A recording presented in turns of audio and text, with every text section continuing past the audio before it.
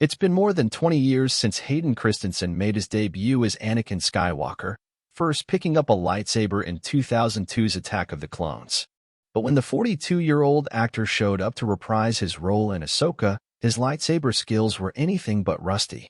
The actor returned to the Star Wars galaxy this year with Ahsoka, sharing the screen with Rosario Dawson's titular warrior.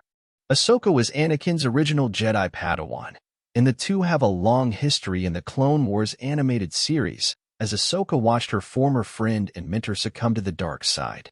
The former master and apprentice crossed lightsabers again in the Disney Plus series, and series creator Dave Filoni had nothing but praise for Christensen's ferocity of performance.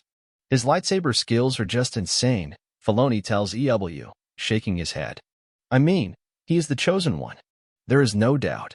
Filoni says he's wanted to work with Christensen for years, ever since they met backstage and had an instant connection at a past Star Wars celebration. Together, they bonded over their shared experiences working with George Lucas. Christensen obviously starred in Attack of the Clones and Revenge of the Sith, while Filoni developed the animated Clone Wars series, exploring Anakin's journey between the two films. It was kind of amazing to have somebody who had this experience, too, who would know the things I was talking about related to Anakin and how George saw him, Filoni says. We really understood each other and the language of it. Christensen has revisited the role before, most recently appearing in flashbacks and as Darth Vader in last year's Obi-Wan Kenobi Disney Plus series.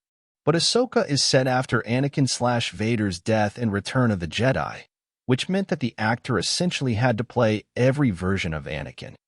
From the headstrong young Jedi to the brutal Sith Lord to the reflective warrior who sacrificed himself to save Luke.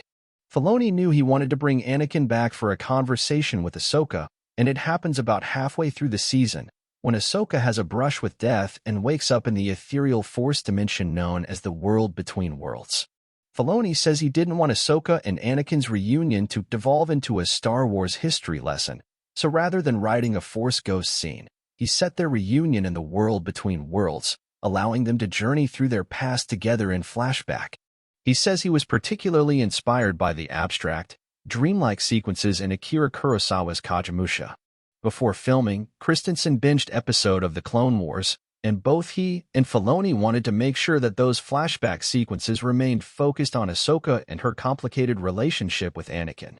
We discussed how this isn't really a story about Anakin, but it's important to see how Ahsoka sees Anakin, Filoni explains.